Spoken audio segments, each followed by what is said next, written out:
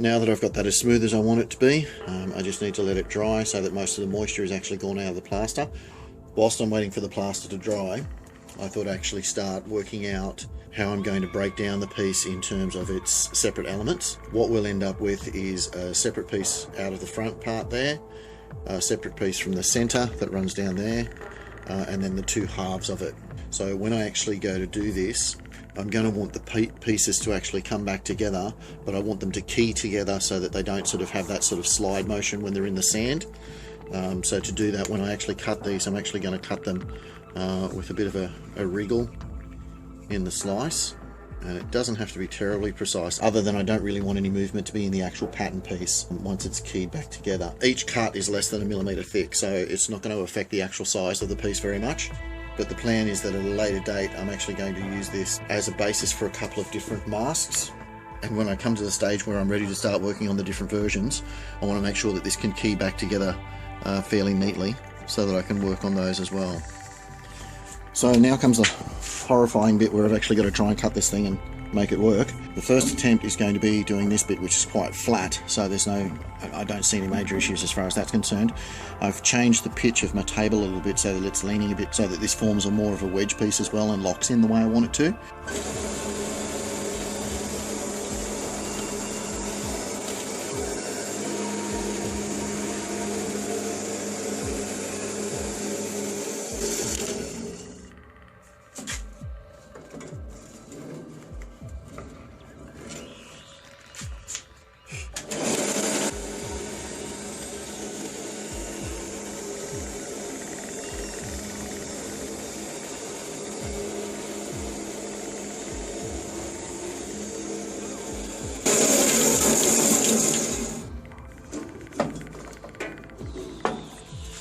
So the first bit's cut out fairly well, but to get this top piece done, I'm actually going to have to do it from the inside. So I've just gone back and redrawn lines on the inside. It's likely that they're not going to match the lines I had on the outside, but I'm not terribly fussed about that.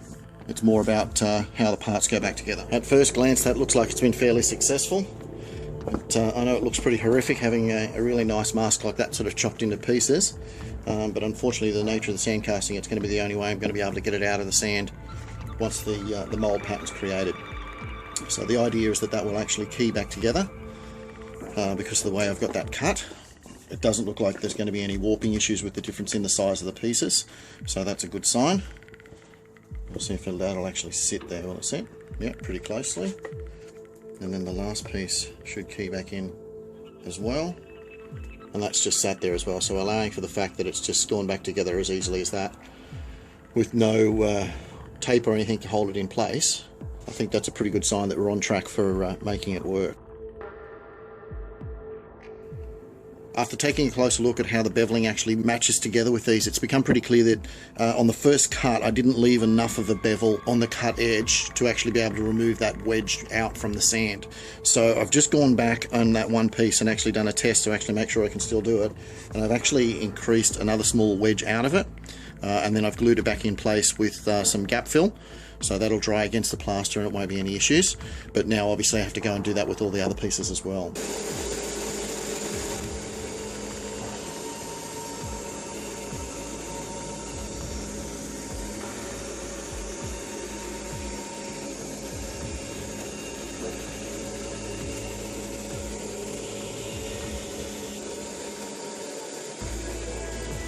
That's a little bit of a scary maneuver because obviously I've actually got to follow that same line, and the other thing obviously is I've got to keep all these little bits of pieces that have come off so that they actually glue back in.